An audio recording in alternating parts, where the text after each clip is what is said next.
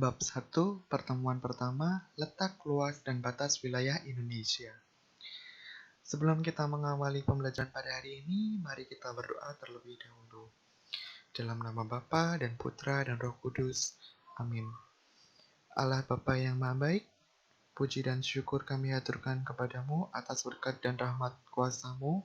Kami beroleh kehidupan pada hari ini dengan sehat dan keadaan kami baik senantiasa. Bapa, sebentar lagi kami akan memulai pembelajaran pada hari ini.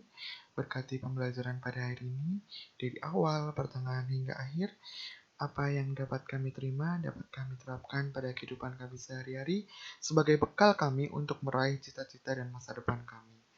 Doa yang jauh tidak sempurna ini kami aturkan dengan perantaraan Kristus, Juru Selamat kami. Amin. Santo Yohanes Gabriel, doakanlah kami. Santo dan Santa pelindung kita masing-masing, doakanlah kami. Amin. Dalam nama Bapa dan Putra dan Roh Kudus. Amin. Selamat pagi semuanya. Bagaimana kabarnya? Luar biasa, puji Tuhan, sehat selalu ya. Baik, meskipun kita melakukan pembelajaran secara daring, kita harus tetap semangat. Karena apa? Karena kita harus senantiasa untuk menuntut ilmu sepanjang hayat. Oke, kita bertemu lagi dalam mata pelajaran geografi. Pada hari ini, kita akan memulai bab 1 dengan judul kita, yaitu Posisi Strategis Indonesia sebagai Poros Maritim Dunia. Dan subjudul pertemuan kita pertama yaitu mengenai letak, luas, dan batas wilayah Indonesia. Kita mulai ya. Oh iya, Bapak ingatkan untuk absen terlebih dahulu. Absennya ada 2 melalui Google Classroom, yaitu dengan menyantumkan nama lengkap kalian beserta nomor absen, dan jangan lupa untuk mengisi di kolom Google Form.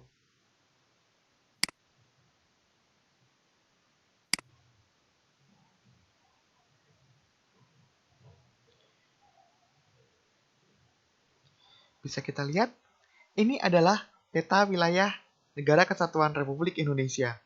Kalau kita cermati, kalau kita pahami bersama-sama, kira-kira pertanyaan sederhana, bagaimana sih kalian bisa tahu letak di Indonesia di mana, luasnya di mana, luasnya berapa, dan batasnya itu apa saja? Pasti kalian bingung bagaimana kita bisa tahu luas wilayah Indonesia. Kita lihat dan kita cermati bersama-sama video berikut ini.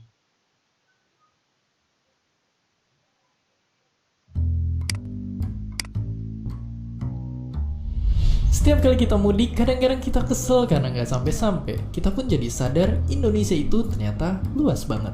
Kalau dibayangin, luas Indonesia baik daratannya maupun lautnya bisa nutupin setengah daratan benua Eropa. Tapi kalau dipikir-pikir, sebenarnya gimana caranya orang tahu luas Indonesia? Apakah pakai meteran yang sama buat ngukur luas rumah kita? Jawabannya dengan bikin peta. Bukan peta yang satu ini, tapi peta beneran. Nah, peta kita ini ternyata nggak dibikin pakai meteran, tapi pakai alat yang biasa kita lihat di jalan seperti ini. Atau untuk skala yang lebih besar bisa pakai satelit observasi. Tapi kita mesti ingat ada lembah, bukit, sampai gunung yang bentuknya nggak datar. Makanya ada ilmu proyeksi memetakan titik-titik di muka bumi dan kemudian menghitung luas bidangnya. Sebenarnya dari zaman dulu peta Indonesia udah banyak dibikin, tapi dari semua peta itu muncul satu permasalahan besar yang jarang orang tahu. Ternyata banyak peta yang dibuat beda-beda ukuran satu sama lainnya. Ya, mungkin bagi beberapa orang ini bukan masalah besar karena cuma beda berapa meter aja. Tapi ternyata ini merupakan masalah besar yang bisa bikin banyak konflik, kayak rebutan lahan, perizinan bangunan yang gak jelas, sampai perencanaan transportasi publik yang acak-acakan. Semuanya cuma gara-gara perbedaan hitungan peta kita. Makanya sekarang ada kebijakan yang dibikin sama pemerintah Indonesia buat nyamain penghitungan luas dan akurasi peta Indonesia. Jadi orang gak lagi berantem gara-gara tiap orang punya versi petanya sendiri. Dari peta yang jadi satu ini juga kita jadi bisa tahu potensi kekayaan alam, luasnya negara kita, dan bisa jadi dasar buat ngerancang kebijakan yang bikin negara kita akhirnya makin makmur. Meskipun ngitungnya ribet banget dan makan waktu yang lama, peta Indonesia emang mesti tetap dibikin. Biar nggak tanah air, bangsa, dan bahasa Aceh yang satu, tapi juga petanya juga satu. Dan seperti biasa, terima kasih. Hi, thanks for stopping by. Nah, begitu anak-anak cara mengetahui luas wilayah menggunakan proyeksi peta. Nah, dengan proyeksi peta, kita bisa tahu luas wilayah Indonesia itu bagaimana cara mengukurnya, bagaimana cara menghitungnya, itu dengan menggunakan proyeksi peta. Dan proyeksi peta itu sekarang digunakan seluruh Indonesia dengan kebijakan satu peta yang dikeluarkan dari Badan Informasi Geospasial. Nah, pada pertemuan pertama kita akan membahas letak luas dan batas wilayah Indonesia. Letak fisiografis Indonesia. Pak, letak fisiografis itu apa sih? Fisiografis adalah letak suatu wilayah berdasarkan segi fisiknya. Segi fisik dari Negara Kesatuan Republik Indonesia memiliki 5, yaitu letak astronomis, letak geografis, letak geologis, letak geomorfologis, dan letak maritim. Untuk lebih detailnya, kita akan mengupasnya satu persatu dimulai dari letak astronomis. Letak astronomis. Letak astronomis adalah posisi negara berdasarkan garis lintang dan garis bujur.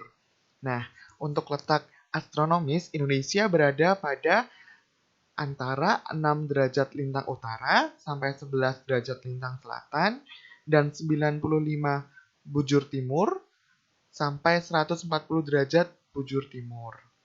Nah, jika kita lihat, kita amati, wilayah Indonesia paling utara itu terletak di Pulau W dengan 6 derajat lintang utara. Sedangkan wilayah Indonesia paling selatan, ini utara ya, utara di atas, selatan ada di sini, di bawah. Nah, di sebelah selatan itu ada Pulau Roti dengan 11 derajat lintang selatan. Sedangkan wilayah paling barat itu 95 derajat lintang utara, yaitu di kota Sabang, Aceh. Sedangkan wilayah Indonesia paling timur itu ada di kota Merauke, Papua, dengan bujur timur 141 derajat bujur timur. Letak astronomis jelas ya anak-anak? Jelas? Baik, Bapak lanjutkan. Letak geografis. Pak, letak geografis itu apa? Letak geografis adalah letak suatu wilayah dilihat dari kenyataan di permukaan bumi. Jadi, yang benar-benar nampak gitu. Nah, letak geografis Indonesia itu di antara 2 benua dan 2 samudra. 2 benuanya apa anak-anak? Iya, betul. Benua Asia dan benua Australia. Dan 2 samudranya pasti Samudra Pasifik dan Samudra Hindia. Letak geografis ini berperan penting dalam pergantian musim kemarau dan musim penghujan di Indonesia. Letak geografis juga membuat Indonesia berada di posisi silang lalu lintas perdagangan dan pelayaran dunia.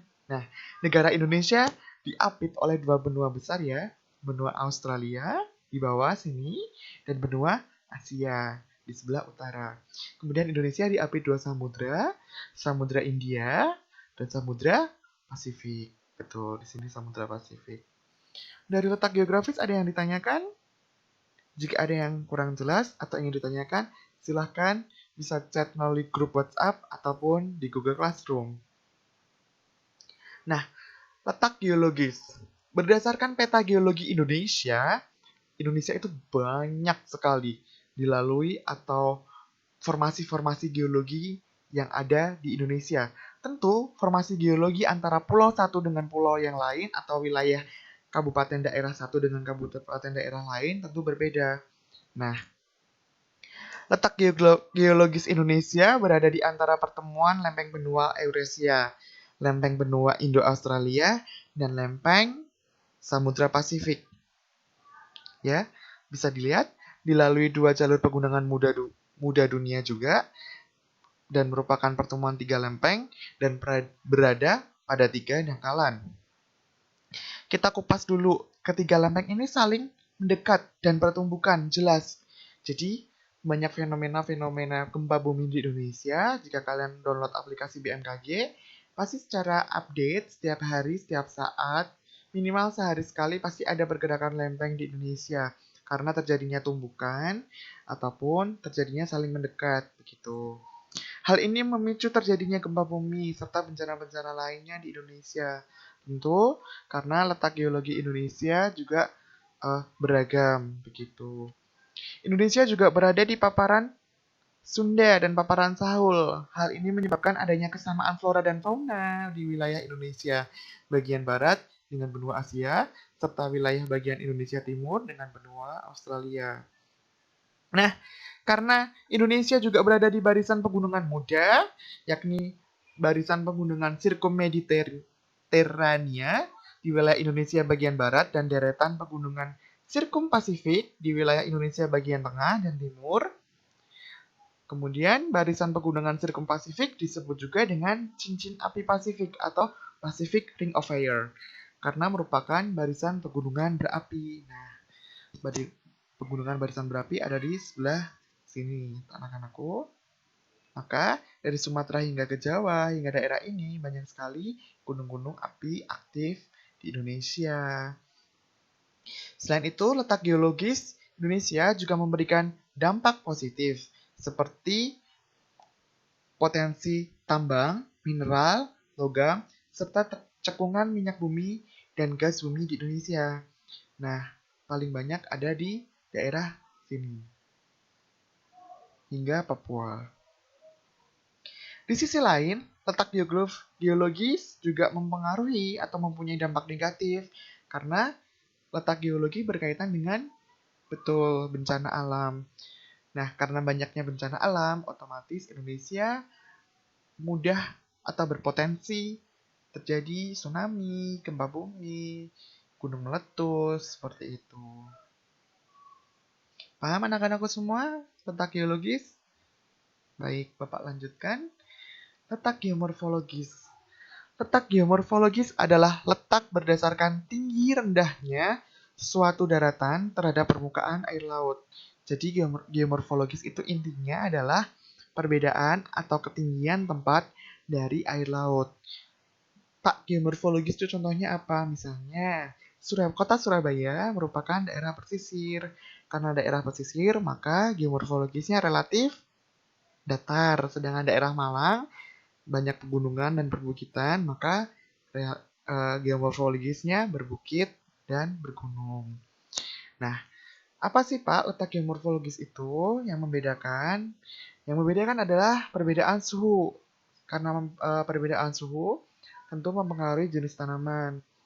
Jenis tanaman di daerah dengan dataran rendah atau di daerah pesisir paling banyak adalah mangrove, kelapa, berbeda dengan daerah-daerah berbukit. Bisa ditanami sayur-sayuran, tanami teh, seperti itu. Kemudian daerah atau letak geomorfologis juga dipengaruhi tentang kandungan mineral dalam tanah. Jadi mineral dalam tanah itu juga karena pengaruh dari letak geomorfologis. Kemudian menentukan kepadatan penduduk. Jelas daerah kota seperti Surabaya banyak ditumbuhi daerah-daerah permukiman, daerah-daerah pusat industri, daerah-daerah kawasan berikat seperti apartemen, kemudian seperti hotel, seperti itu. Sedangkan daerah-daerah berbukit biasanya lebih digunakan untuk pertanian. Jelas anak-anak letak geomorfologis? Jelas? Baik, Bapak lanjutkan. Kemudian letak maritim. Nah, maritim. Jelas, laut. Letak maritim adalah letak suatu tempat ditinjau dari sudut kelautannya. Jelas, Indonesia adalah negara kepulauan dengan banyak atau wilayahnya itu sebagian besar adalah laut. Nah, manfaatnya posisi maritim Indonesia itu apa sih, Pak? Yang pertama, itu membuka peluang kegiatan perekonomian, bidang pelayaran, perikanan, maupun pelabuhan. Nah, karena posisi Indonesia ini dapat dipertimbangkan dalam politik dunia, sehingga menjadi jalur perdagangan internasional dunia. Tentu ini sangat menguntungkan letak maritim ini bagi Indonesia apabila letak maritim ini dapat dimanfaatkan dengan baik. Paham anak-anakku untuk letak maritim? Baik, kita lanjutkan. Nah, luas dan batas teritorial Indonesia. Kalau tadi kita bicara tentang fisiografis, kita bicara tentang teritori. Teritorial itu adalah batas secara landasan hukum atau yuridiksi. Begitu. Nah, batas laut wilayah Indonesia berdasarkan batas ZII, batas landas kontinen, batas zona laut teritorial, itu batas wilayah secara yuridiksi. Kemudian batas wilayah daratannya berupa gunung, hutan, sungai, atau patok wilayah, atau negara-negara tetangga, batas-batas negara tetangga.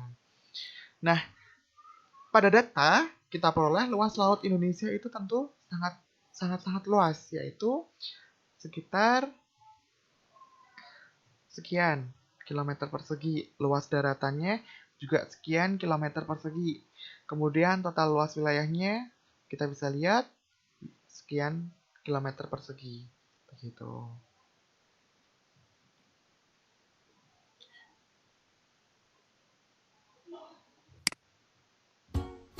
Kita lihat video berikut ini.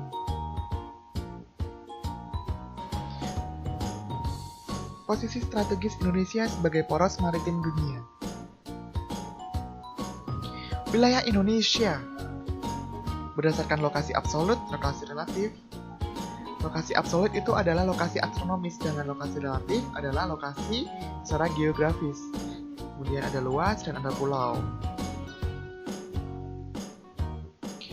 Wilayah Indonesia itu memiliki cuaca dan iklim.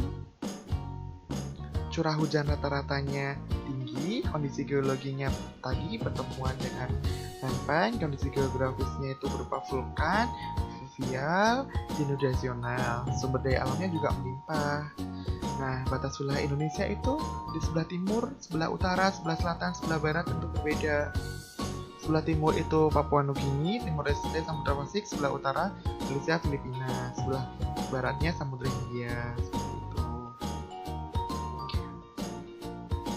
Nah, tadi kita sudah menyinggung poros maritim Indonesia apabila dimanfaatkan. Ada 5 pilar poros maritim Indonesia untuk dikembangkan dan dimanfaatkan untuk Indonesia.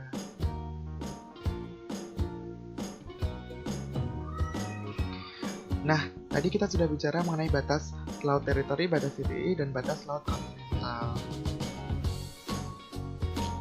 Nah, potensinya apa sih kalau kita jadi poros maritim dunia? Kita bisa mendapatkan kekayaan perairan, armada militer kita semakin kuat, dan kita memiliki wilayah strategis yang semakin kuat.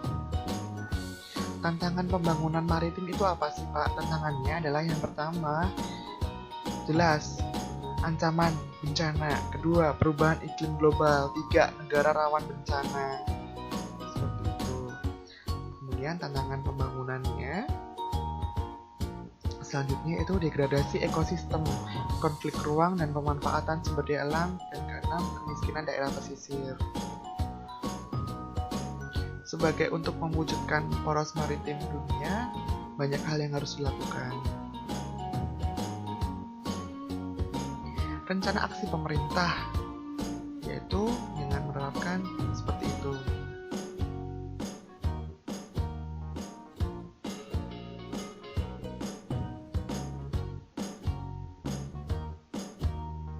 Nah, itu anak-anakku video dari akhir pertemuan pertama kita.